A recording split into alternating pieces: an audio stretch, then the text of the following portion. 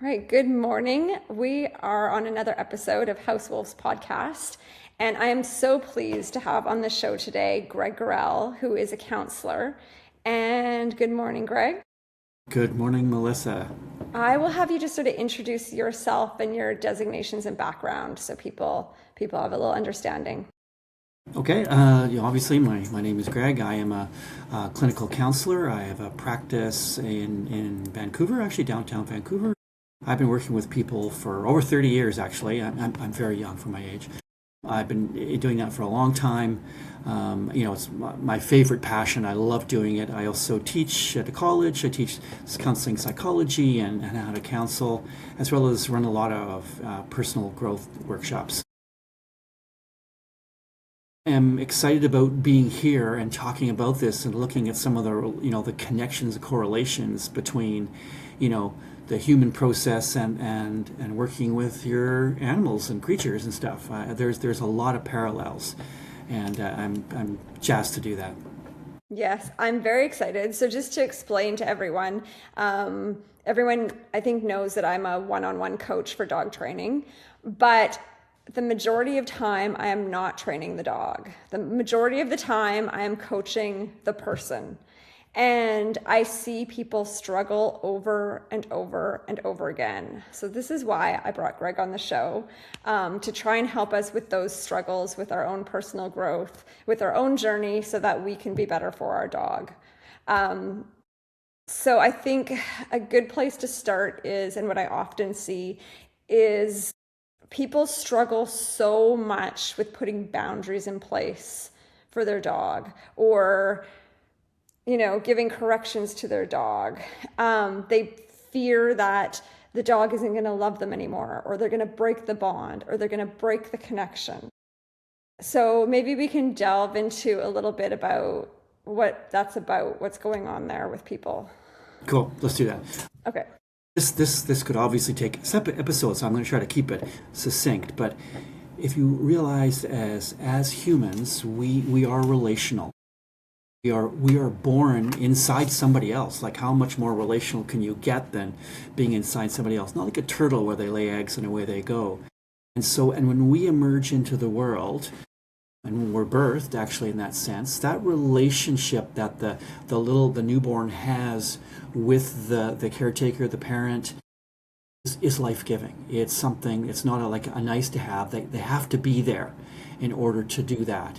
And that is the very, very first relationship that we are exposed to as humans, is that very young, early on connection we've got going on. Now, if you realize that in our, I call it our psyche, in our experience of life, we don't come out into the world with an experience of how to do relationship. We know some really basic stuff. We know how to latch, we know how to cry, we know those things, but we don't know else. And so in that relationship I'll call it with our caregiver, is where we learn how to be in relationship. And this is really core stuff. And I'll pause in a sec here, but and a couple of the components that are there is that our organisms as humans, we want to survive. Our bodies want to survive, and so we know unconsciously, it's built in as to what do I need to do in relationship with this caregiver in order to get my needs met and survive. How's that sitting so far? Yes, yeah, for sure. So let's carry on. How does that move forward as people sort of grow? Yeah. So then, if you've heard of attachment theory, which is a whole different topic, we're talking around that's really what's the nature of that very, very first relationship we've got.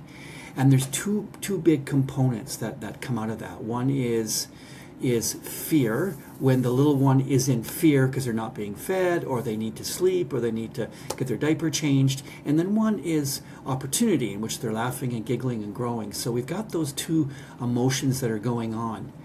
Now, when the connection between the caregiver and the little one starts to disconnect, the little one knows automatically to go into a state of fear, because this is dangerous. This is not okay. Even if it's just not looking at the child for periods of time or other things, then fear comes forward. And so what does the little one learn? They learn that relationships can be scary. and fear comes forward. And now, as we develop in life, and if that's the basis that I'm working from, is that relationships can be fearful. Now, as I get older, whether I'm 5 or 15 or 50, those elements still come forward whether I know it or not. Hence why we get into the attachment idea that someone that's 25 and trying to get into a relationship is bumping into fear, and that comes from way back when on how we made our initial connections. So, what we learn to do in terms of is, I'm scared. What do I need to do not to be scared? And then we develop patterns around that. Mm-hmm. Mm-hmm. So, I mean, a lot of people go into dog ownership because they are seeking like love and connection. And I think especially in the past 6 years, because since 2020, people are so much more isolated. So then they're definitely seeking out this dog companion for that love and affection. Yeah. And then they are so terrified that their dog's not going to love them back. Right. So then they're so cautious about how they train, setting boundaries, having the dog be separate from them because you don't want to get separation anxiety. They're doing things out of love, but then it's actually ruining the dog because then they're getting terrible behaviors like separation anxiety or nonstop barking or the dog's running the house because they're so afraid to like break that love connection because they were seeking out love in the first place. That's probably why they got the dog. Yeah. Okay. Yeah. That I mean, it makes sense. And there's such parallel between child rearing or raising your kids and this idea. Yes. So yes. Once again, if you go with that idea that we're drawn to connection, mm-hmm. and we'll often in the early days call that a loving connection. And so I feel the connection. That's what I want. That's love. Love is an emotion. Yes. Actually, it's a felt sense I have. Now, relationship is, what do I do in my life to feel love? I know this mm-hmm. is kind of a tricky concept, but it's that idea, mm-hmm. what do I do? And so they start to realize I need to be a certain way in order to feel the love. And that's where the problem starts. Okay. Because now, if I'm growing up and if I realize that, I can't do this or this or this, or the person disconnects from me and there's not love, now I modify my behavior. Yes. And so hence we have a dog, a creature which I'm loving with, I feel my loving in, mm-hmm. and we're having a relationship, and I'm terrified to do anything that I think is going to disconnect the relationship, and therefore the love is gone. Exactly. That's exactly it. So how can people work through that? what can people, they need to recognize it first of all, I would assume. Yeah. And then how do people even start with that? Other than getting a coach like me who says, this is totally unhealthy, what are you doing? Yeah, what are you doing here? Or you're ruining the dog with too much love. So what can people kind of maybe start to do or acknowledge or recognize to start to work through that? Because some people, some people, you might not be aware, people have toxic relationships with their dogs. There's people who can't have people over to their house. So they're just living in a silo because they literally can't have people over to their house. The dog will bite them. I have people that they cannot take the dog out in public. I have people where the dog is I've had people afraid of their own dog because they're afraid they're going to get bit. So people are living in these toxic relationships, but then they're still afraid to do some kind of boundaries or discipline because they're afraid of breaking this bond, even if they're living in this toxic relationship. Yeah, wow. So, oh my goodness, eh? Yeah, literally people who can't have people over, and they're a young couple and they want to have a kid and they can't have anybody over. It's crazy to think that people are living like that because of their dog. Yeah, and like you said earlier, there's the dog's running the household here, determining everything. Yeah. Totally, running the house. I see it a lot with the dog running the house, and it's usually there are other factors again that we're not going to get into with dogs' temperaments or breeding, but the majority of the time it's just too much love, no boundaries, and the dog's just taken over because it can. Yeah. Okay, so how can people start to maybe recognize and understand mm-hmm. that and start to go through some kind of personal growth journey, Yeah, you're on in the beginning? So I think you're totally on it in the sense of awareness is key here. Like that's an essential component to start to notice what I'm doing, and it's not from a Yes. judgmental right wrong place. It's simply what am I doing? What am I showing here? So let's look at, for example, I'm going to use little kids, for example, when you're parenting them, and parenting isn't all about, yes, go ahead, yes, do this. We need to socialize children so that they can function in society and learn to take care of themselves. Now, if I don't ever guide the little person's behavior, they're going to do whatever they do, probably in response to me. Like if I'm constantly pandering after them, going after them, they're going to know that and they're going to start to live and breathe that. And yet that doesn't probably serve them outside of our relationship. And so then the question becomes, how do we modify behavior in a way that doesn't break the connection? And this is a tricky one. And the idea being is to realize whether I'm imagining whether it's a dog or a child. If a child's going to run out onto the road, or walking along and they're not on the road, I'm not going to sit there and go, oh, little Johnny, that's cute. Okay, whatever. Hell no. I'm going to grab that kid. Exactly. I'm going to not hurt him. I'm just going to grab that kid and pull him off immediately. Now, he's going to be scared. There's no doubt about it that Johnny's going to be scared by this. Now the deal is this. What do I do to repair that? That's where it gets tricky here. Do I yell at the kid? Do I ostracize the kid? Do I discipline him? Because now what the kid learns is that, if I do certain things and it's not okay, I'm going to be disconnected from, and then that starts the fear process. And I'm going to believe that would be the same with the dog, that if you use fear and then don't reconnect with them after that, then they start to learn that fear is running the show. So the question is, I want to make sure that I teach little Johnny not to run on the road, but I want to do it in a way that they understand that's what is not okay, but I do it in a connected, loving manner. And that doesn't mean, though, again, that it's all yummy and beautiful, because I'm going to use fear at times to modify that behavior. Johnny, don't do that. That's not okay. I'm going to be firm and I'm going to be strict around that, because I want to actually activate the child's fear response so they understand that's a scary thing to do. They don't know that otherwise. So I want that. But then again, like I say, after that, I want to reconnect and realize I'm good with them. I still love them to bits, and they just need to do a different behavior. That was a lot. How does that? Yeah, well, no, definitely. Like, there's always going to be, like, for dogs, there's going to be natural consequences if you don't impose consequences. Like, running into a road is a good example because it happens. So if the dog runs into the road and you're not willing to stop it or train it or set some kind of boundary, the dog's going to get hit by a car. So it's going to be a natural consequence. Or you can impose consequences and teach the dog to not run into the road. That's it. And I think that's where ultimately I have clients who will change because they've had something very severe happen, like the dog has bit or the dog has run into the road. Then it's so extreme that then they're like, okay, now I'm willing to change my ways. I'm willing to train the dog, use a crate, use a training collar, and do these things because they had such a scary experience. But what I'd love to see is the people like let's start to train and fix the dog before it even gets to that. Before it gets hit by the car, before it bites somebody, let's start to impose some boundaries before that. But people, if they haven't had that kind of experience, like life-changing, then people struggle with why am I doing this? But I mean, for me, obedience is just safety. For me, it's always been a safety issue. And it's because I had my first German Shepherd that was way more than I could handle.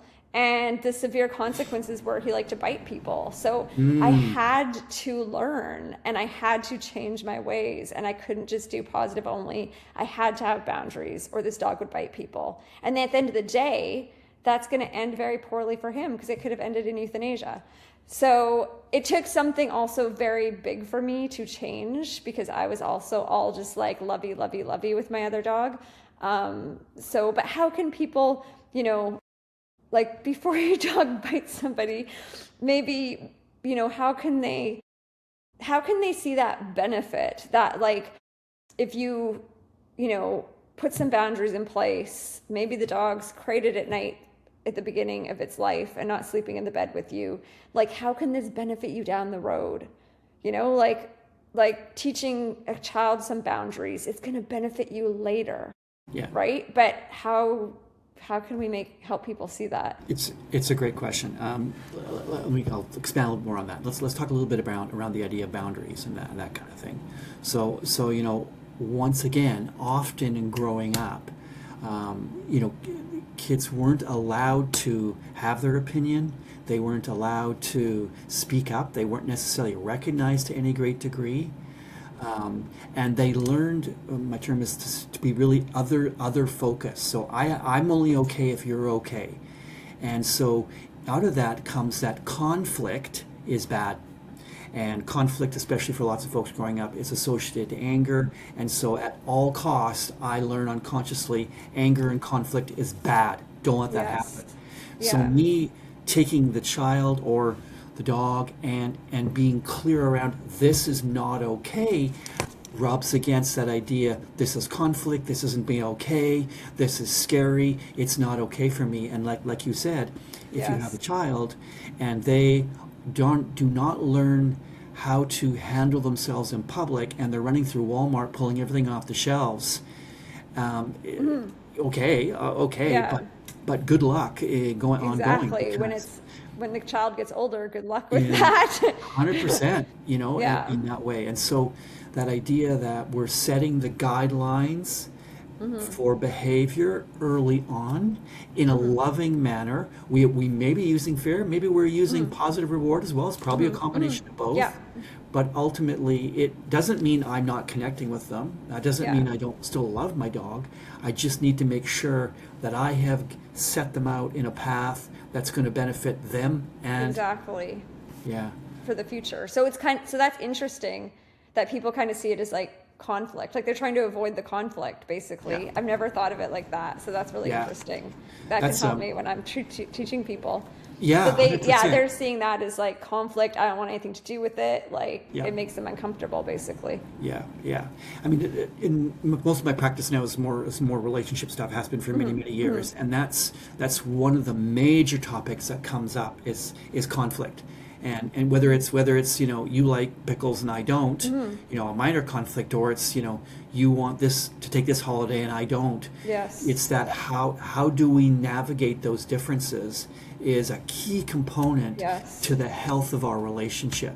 Because if I simply go, okay, whatever you want, Melissa, whatever you want, and then, you know, after 30 years, they're sitting in my office and they frickin' can't stand each other because I've now been denying who I am. So we don't want to do that. Like we want to find a way to be how I want to be with my dog and let them be dogs and do their thing too. Exactly. But in a way that we can keep connecting and they're socialized in a way that we can continue on. Yeah. And I think, I mean, a lot of it comes down to, people need help selecting a dog, and a lot of people just select dog off looks. So a lot of people have an idea in their head, maybe like if you're going to marry somebody, like you have an idea in your head of what it's going to be, and then this dog requires something completely opposite. And now they're like, now what? Right? And it's, I mean, sometimes rehoming honestly is the answer, but some people want to just stick with it and they want to learn. But they get into something that is the opposite of what they expected. And then that's difficult for people because they didn't get the dog, like they wanted to go to the dog park and hang out on the couch, and instead they have a dog that they cannot do that with. And now they're like, now what? So now they're kind of denying, like, it's kind of the same thing. They're like kind of resentful of this, like this dog that they can't take camping, that they can't take to the dog park, that they can't do these things with. You know, and that absolutely relates to there's a cycle in relationships that happens, a very general cycle. And I'll just do a little bit of it here because it fits this beautifully.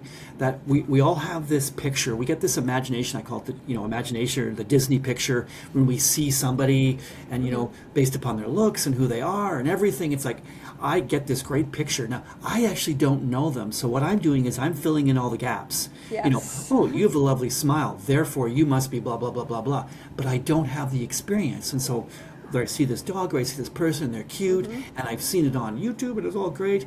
And Yep. then what happens is that then we get into connection. And now what I have an experience, and in that my experiences challenges my memory, or my Disney picture. It challenges it. Now, how we deal with that difference is fundamental. It's fundamental in relationship. And there's a couple of different, there's 2 or 3 paths that are common paths. One of them is to go into, I call apathy, which says, I'm just going to deny that there's any issue here. Yes. Well, there's not a okay. problem. It's not a problem. It's Yeah. it's all good. Meanwhile, the dog or the person is, wreaking havoc. Yeah. But and how many years? My benchmark is after 3 years, the relationship's going to blow up, and I get to see them and Yes. try to work it out. The other possibility is we just constantly fight. We fight about it. I can imagine with the dog, we're constantly in a battle around Yeah. stuff, etc. And that's not fun. And the other possibility I'm going to say is acceptance. So acceptance is where I find a way that fits for me to work with what fits for the dog as well, Yes. or the human. So now we find a way to do that. That's easy to say and tough to do. So Yes. now we're in a connected relationship again. The conflict one, or the apathy, we're in a disconnect. Yeah. And I get it. People have a picture. That's normal. We want the picture. Yeah. But then what happens when it's not what I thought? Yeah, that's the thing. And people who are going to work through these issues, they're going to get to that accepted point. Like the people that are going to be successful have gotten to the accepted. The people that don't get to accepted are probably going to rehome the dog, which again, I am not opposed to rehoming a dog, because sometimes it's truly not the right fit, and that dog will thrive better in a home that is the right fit. So there is a place for that 100%. But for people who don't want to give up, then they need to get to that point of acceptance. This is not what they expected it to be, and now they need Yeah. to change. They need to grow. So Yeah. that's In interesting. a child's life, or I was thinking in a pet's life, we are the most significant influence on their behavior. Yes, The most yes. significant. And so if I want to change the dog's behavior, it's me that is the common denominator here. I am me wherever Yeah. I am. And if I'm presenting a certain way, then the child or the dog is going to respond to me. If I don't want that behavior, then I need to do my part to shift how I show up so that they will then shift. And especially with a dog who's more, and catch me if I'm not accurate on this one, they more want to please and connect with their owner. A child maybe not so much at times, but Yeah. if I don't shift, they're not going to shift. Yeah, no, exactly. Yeah, exactly. You're leading it, like the dog's a dog. So the person has to shift. And I want to get in a couple more topics. I want to switch Yep. gears just a tiny Bring it on. bit, because something that's really hard for people, and I'm sure this is in all aspects of like relationships, life, is there's 2 things, like the impact of social media, because there's so much fancy dog training, dogs doing amazing things, and it makes people feel terrible about themselves because they think they're not good enough, and they're comparing, and nobody posts their journey. Like, this person may have been doing dogs for 40 years and literally handled like 50 dogs, and Yeah. now they're comparing to the final product. It's disheartening for people because they don't see all the mess ups, they don't see all of that. And then the other thing is even just people like in society judging. People are super judgy. Why are you doing that with your dog? Why are you doing that? I want to pet your dog. I want to do this. And people have a hard time setting boundaries with strangers. Like I had a client the other day who's literally like, I like, how do I tell somebody not to pet my dog? And I'm like, you tell them not to pet your dog. And when you have German Shepherds, you get really good at it, because like, if you want them to still have a face after, you're like, don't pet my dog. So, but people have trouble. So there's 2 different things here, but the social media is so hard for people. It's disheartening. They feel like they are not good enough. Their dog's not good enough. And then there's the whole like in person with people, setting boundaries. And the problem is these other people, they may have had one Labrador and he was perfect. And now they think everybody should train their Labrador or their dog like they trained their Labrador. People don't put themselves in somebody else's shoes and realize like the struggles that somebody else might be going through. They're doing the best they can do. They're using tools, they're using techniques. Some might work, some might not, but they have a harder dog. And people just won't accept that. They want to give their 2 cents because everyone who's owned one dog is an expert. Like that's how people, they do. They think it's the craziest thing. Like they've owned one dog and they're an expert, so they're going to judge everybody walking down the sidewalk. Why are you using that collar? Why are you doing that? Why are you doing that? Yeah. And they don't understand every situation is different, and maybe you haven't had that hard dog yet, you know? Got So there's it. two separate things. You can tackle whichever one. Yeah, I mean, yeah, it's just so makes sense. I mean, it's like saying, there's a certain way relationship with people is supposed to go. Here's the way, here's the model. Nope. Yeah. Nice thinking. It does not work that way. It is it's a relationship, so there's a dance that's happening here. Now the question is, where am I getting my information for what do I want to do? And I'm with you on that. Often it's the highlight reel saying that goes, this is, they're always showing all the great stuff and this is great, and they don't see the work in the trenches. They don't see the times it didn't work out. They don't see the hardships, the tears, the struggles, the fear that people have to get to that place. And so it's great to get the information, but then it's, how does that apply to me? How does that work with how I want the relationship with my dog? I'll try this, I'll try this. If I'm looking for a blueberry muffin recipe, I'll try a bunch of them and I'll see which one tastes the best for me. And that's the one I'll use. So it's again, that idea of, trying to just have blackout times where you're not constantly going on social, obviously, just for everybody. I mean, try and step away from the social and just go out with your dog and don't compare. But it's hard to do. Like, I say that, and it's hard to do because the scrolling thing is such an addiction here. But trying to just, if it's getting you down, try and step away from looking at the dog pages for a little bit. And I try to post things that aren't perfect for people to see. But at the end of the day, I'm still posting lots of successes too. But I do try and post, I just did a trial that was I made a handler error, and I posted that because I want people to realize I make mistakes. We're all going to make mistakes. It's totally human. I posted a tracking video the other day where I didn't know which way my track went, but because I'm trying to show people it actually doesn't always look like perfection, but I think at the end of the day, if it's getting them down, maybe you need to step away a little bit from those pages and maybe not be looking at it. Yeah, I mean, that whole social media and the focus on it is a real challenge for relationship, because the more I focus on social media, the more I'm disconnecting from actual relationships. So, but that's a whole different ball game. That is, because it drives me crazy. I see people walking their dogs, and they're literally and the dog's just, I'm like, that dog, that walk might be the only chance it gets to connect with his owner in the day, and the person's scrolling social, and it makes me so sad. And then it's they probably go home and then, they have some issues with the dog. Well, you just spent 30 minutes with it, but you didn't pay any attention to the dog. That's it. Yeah. So yes, the social disconnection thing is it's a whole nother show. It is, and where I can relate that to the human experience nowadays is that, once again, when we come out, that first year of life, that connection that the caregiver has with the child, again, is absolutely critical, fundamental. And of course, we all know you have to feed them and change them and they have to sleep.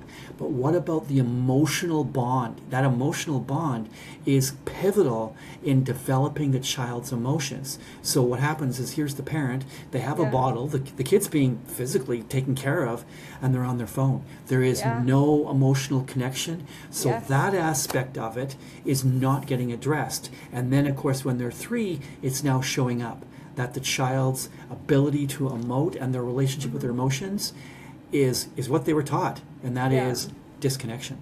Yeah. So that's a biggie on that one. Exactly. One thing I'll say too is around, so lots of times in growing up, there's different styles of raising, and there's not really good or bad on this, but that what will happen is right and wrong, I call it the judgmental framework, is what people learn, is that this is a good boy, this is a good girl, this is it. And so they start to work on right-wrong basis. The challenge with right-wrong is that's actually relationship disconnecting. It's not connecting. So if I'm sitting there going I have to do the right thing for my dog, I have to do the right thing for my kid, it's not about are we connecting, it's about am I doing the right thing, and we miss the connection. Interesting. So it's subtle but significant when we go to that right-wrong place. And social media is all happy to tell you exactly what you're supposed to do in every situation, as opposed to, once again, what's my part? How do I want to take this information? Yeah. And I think honestly, like if you're training your dog a little bit, it's trial and error because you have a new dog and you're like, what works for this dog? This dog is praise motivated, food, toy. Then That's you can it. build that. You can build the drive for it, which a lot of people don't realize, which I love working with. But yeah, it's a little bit trial and error. And people have to realize if you make a little mistake, it's okay. Like the dog's still going to be excited to go for a walk with you the next day. It's That's like, exactly it. yeah, people are scared to try anything because they're afraid they're going to do it wrong. When it's like, we're talking little errors. Like people are just, we're not talking like you're purposely trying to do something wrong with the dog. Like we're talking like, oh, you're going to try this new technique and it doesn't work. Oh, well, like we're talking baby mistakes. Like, it's a different thing if somebody's like intentionally harming a dog. That's totally different. Like this is like a baby mistake of you tried to interact with your dog this way and it didn't work the way you thought it did. That's okay. Like people have permission. It's okay. Like it's not, I have a new dog that I've only had 3 months and it's like trial and error. We're trying different things. What works, what doesn't work. I'm learning as we go. That's the part of the fun should be like that journey of finding out what works, what doesn't work. You have to start to enjoy that. That's the thing with dogs. There is no finished product. Like you're training them till the day they're gone and then they're gone and you're wishing they weren't because you're not finished. Like it's an ongoing journey. There's no finished product. For sure. It's just a forever thing. Like with kids probably, like it's never finished. They're just your kids always forever. Oh, so, yeah, exactly. My mom's like, when is she ever going to stop calling me? and here's a piece too, is that one of the things that's different about humans versus a dog. I mean, we both have brains and we both use them, but the capacity for us as humans, one of the things we develop evolutionarily is the ability to have memory and significant memory, like a lot of memory. And so the challenge is that when in the growing up process, when things don't go well and the child learns this is not okay, it stays stuck on their memory unless there's a repair. And that's a different story here. The cool thing about, and so what I'm saying is that, so then later on, if those repairs haven't been done, that relationship is shaky. And it's in jeopardy. Now when we look at a dog, their memory is less longevity. Yes. They don't have it the same. Yes. So what's cool is something doesn't go well, you do the repair and the dog will come right back to you tomorrow and away you go. So it's the closest thing to sort of unconditional love we can find, because of the beauty of the fact that especially with the minor stuff, it's not going to land. The major yes, they're going to get that too, but it's like, that's why, to me, the pet experience is so spectacular. It's the closest thing to unconditional loving you're going to get. Because with humans, man, that's a hard go. Yes, exactly. That is such an excellent point. I love that so much. That's so important for people to hear and remember. And I want to try and squeeze in. We're gonna have to do a part 2 on this because we could go on this stuff forever. But I want to squeeze in one more thing because anxiety is something I deal with, and I find with dogs, I mean, it's usually based on like a previous bad experience. So for many people, it's if their dog's reactive, it's a bad experience. It's barking, it's lunging, and then they start to have anxiety going out. So before they even see another dog, they're already anxious. The problem with dogs is that just feeds down the line. So then they're like, why is she acting strange? Like, what's going to happen? So now the dog's definitely going to be reactive because the person's so anxious. And then I have it in like a trial setting. So when I compete, also things have gone wrong. And then I work myself up so much to have such an extreme anxiety that I just like fall apart in the obedience ring. But it's the same thing as just having like a previous bad experience, and then you're anxious about it happening again, but the dog just feeds off that, especially with a sensitive dog. So with Jax, with Sky, they would feed off my anxiety, and then it's just like a reoccurring nightmare because I can't get rid of the anxiety, but then I'm making my dog act like a freak. And then it just is a cycle. It's a vicious cycle. Gosh. So how can we help people out of their anxiety? So let me talk a little bit around anxiety. First of all, that idea. Okay, so I do like using this example. So let's say, because I do love dogs. So let's say, yes. Melissa, I come over, I'm going to pat one of your dogs. You're not there, and the dog nips me. So in that moment, right, happens is I'm scared. and maybe I'm a little bit hurt. And so my anger comes forward, whether I know it or not, my anger comes forward and makes me safe. And I'm okay now. Like all the fear and stuff's gone. But once again, this is that brain thing. My brain remembers this experience. So now when I see that dog, your dog again, what am I going to remember? The dog nipped me. Yeah. Now that sits in my brain and that's going to modify my behavior. Now the challenge with our brains as humans is our memories are a little flaky at times. And so now what starts to happen is it's not just that dog when I do this, it's dogs are dangerous, and now you better be scared of dogs.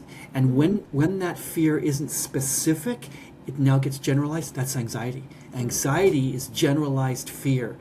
So I'm anticipating a bad experience is going to happen again, modifying my behavior, the fear is coming forward, and the child picks it up in the blink of an eye. Yes. And now they look to us for grounding. I'm not grounded, so what does the child do? I better get freaked out too, because this isn't okay. Exactly. And so the whole thing turns It's a vicious into cycle. a giant, anxiety fest here. Yeah. So what can people what can people do to try and start to tackle this? Like, as far as, with dog training, that's why I give in lessons, we try to make a secure environment where people can practice with a known dog. So let's start to have positive experiences. I try and give people positive experiences. And if they have enough positive experiences, then they can start to put aside the anxiety, I guess. But is that kind of the best way, or how can people kind of start to work with that? So that. That's quite a journey at times when people are, especially if they've got really significant social anxiety or something. But here we go. I want to go back to what you said earlier. Awareness is the first thing. I have to be aware of why in this moment am I concerned? Why am I standing there with your cute little dog and I'm anxious? I need to become aware of this and say, because my brain is saying it's going to happen like it did before. Now, what I need to do is teach myself something different. It's like, oh yeah, I remember when this happened. This is what I did. That didn't work out well. But this is different. And I need to teach myself that and become aware of it and go like, oh, look, I just played with that dog. We played ball. We ran around. Man, that was really cool. So, brain, remember now that I can do this. And I have to be careful because there's other things I need to be aware of. Yeah. But I have to teach myself something different. The challenge is when I don't become aware of it, and now that fear just keeps building because I'm not going after and making a different outcome. I'm now making the same outcome happen because now I'm scared. So it's awareness, and I'm making a different choice, being aware of that different choice, and practicing that different choice over and over and over again. Yeah. And then all of a sudden my brain goes like, oh, okay, I got it. Yeah, this happened a long time ago, but we're good. Yeah. And I think if a dog, let's say a dog is reactive, it barks at lunches, it's a scary experience. The other dog starts barking, whatever. But then I think when you step away from that, then I think people add on to that story. Let's say the situation was managed and you kept walking. So ultimately nothing actually happened, other than it's embarrassing. But then I think people are adding on. They got in a fight. Now this happened. Now this happened. And then they're adding on to that story when actually none of that happened. You actually managed it and you kept walking.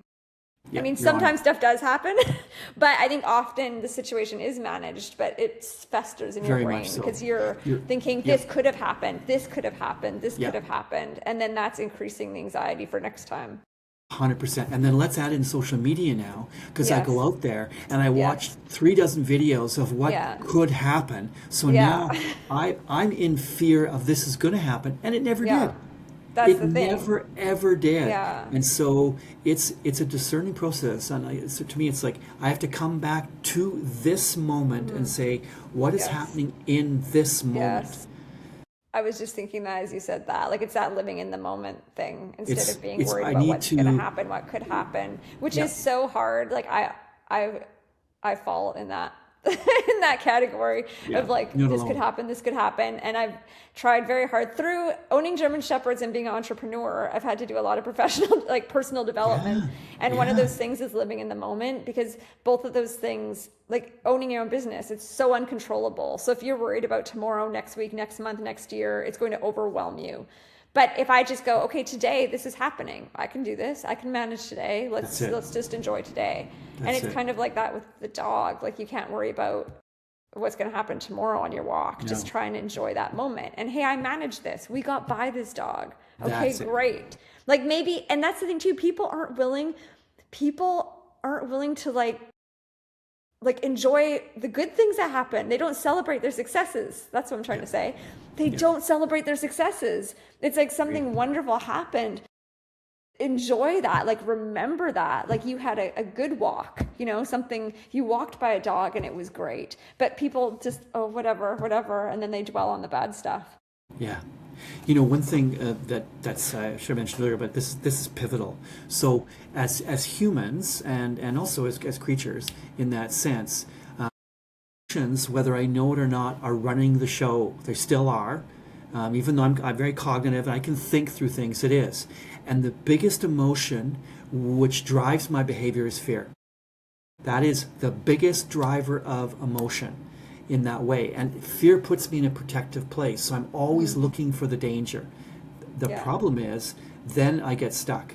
You know, if I'm in the moment, it's not about ignoring possibilities here. There's another piece of it that says, you know what, if something goes a little sideways in this moment, I'm capable and able to do something about it. I have it, as opposed to, I don't know what's going to do, I'm going to blow it up, I can't do this, and then of course the fear goes, oh my God, I'm going to lose control, and the anxiety goes through the roof. So I'm in the moment, I realize I'm capable and able to do things, I can manage my way through this, and if I need to learn, I can learn other things. Maybe this could happen, but it's not in this moment. Exactly. So that anxiety is a real tricky one. Yeah. And that's why I try and give people tools in the toolkit, because owning a difficult dog, like, every day is not going to be perfect. But if you can manage through that difficult situation, if you have tools to manage through it, then that's a success. Like, the dog's not going to act perfectly every day. That's just not reality. But you just need the tools to manage through it. And then you can turn that bad experience into like a, hey, we managed this, we got through this together experience. That's it. And where that, you know, in human development, that, you know, as the brain begins to develop, we look at, you know, like around the 2-year-old mark. And if you've had kids, you know, there's this thing called the terrible twos, because at that level of development, that the child is exploring and challenging things. And so that is a normal part of human development, that the child does this. If I'm freaking out, this is going to be hell. Yeah. And the child's going to probably not respond well. What are my tools? How am I going to manage this? Am I aware of this? Do I realize this is going to go this way? And so knowing that that's going to happen and I can manage this somehow, you know, it won't be fun, is super helpful. Yeah.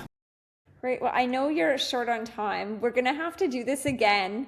I want to definitely do a part 2, because there's so much to talk about. But is there any like parting words? I mean, people can seek out, in addition to their dog training, seeing a counselor is always a good thing for people who want to do the personal growth. Are there any other little key tips you can leave people with for, like, maybe they do want to work on this, and what's the best way to go about that? Sure. You know, remembering that, you know, that you're the strongest influence on a young child or the animal. You're the one that needs to lead the way in your behavior.